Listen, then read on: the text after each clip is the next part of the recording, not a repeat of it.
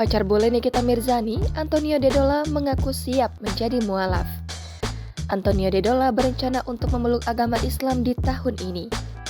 Keputusan pria asal Jerman menjadi mualaf disampaikan bukan karena Nikita Mirzani.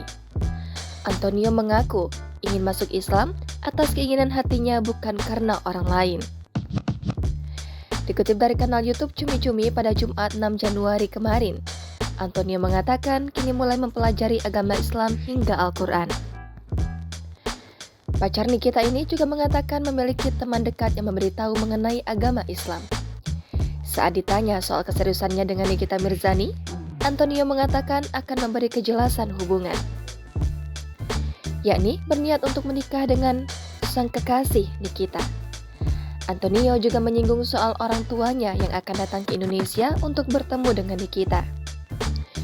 Ditanya soal rencananya menjadi mualaf, Antonio mengatakan orang tuanya tidak tahu. Ia menyebutkan keputusan menjadi mualaf merupakan pilihannya sendiri, tanpa ada paksaan dari pihak manapun.